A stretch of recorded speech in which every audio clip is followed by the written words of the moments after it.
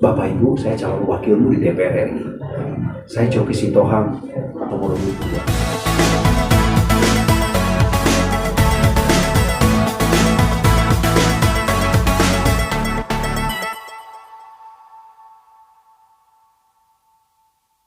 Pertanyaan ini, 2019 saya pernah maju dalam kontestasi serupa, ditempatkan di Jabar 1, Kota Bandung dan Kota Cimahi. 2019. Partainya berbeda dengan yang saya saat ini berjuang bersama. Waktu itu saya berhasil mengumpulkan 38.132 suara.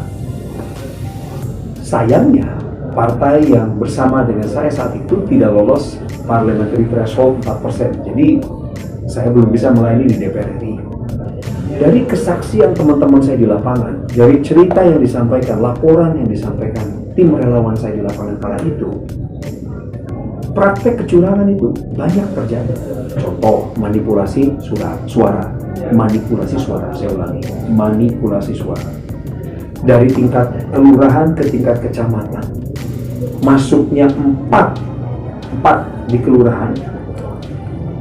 Di kecamatan itu bisa 44 atau bisa 400. Ini tergantung nih bagaimana cipta kondisinya terjadi.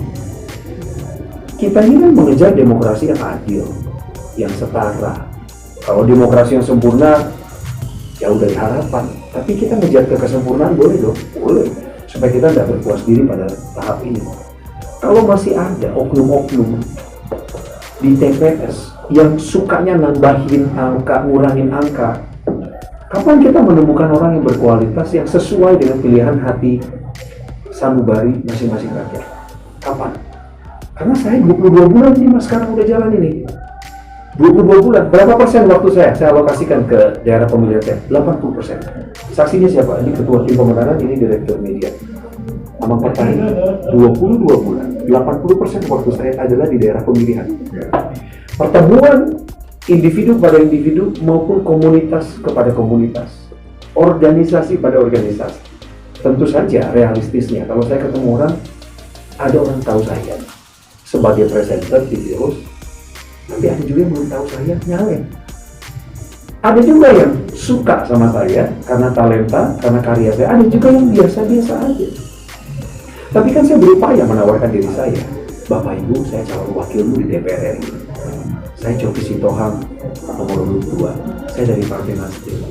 Saya mendukung ini, saya mendukung itu. Itu bahasa gaya politik yang memang digunakan oleh setiap kontestan. Indikasi itu masih ada 2019. Hari ini indikasi yang sama juga masih ada. Saya nggak tahu ini kapan berhenti indikasi ini. Saya hanya menanggapinya dalam sebuah pemikiran sederhana. Di mana ada manusia, di situ pasti ada potensi kecurangan.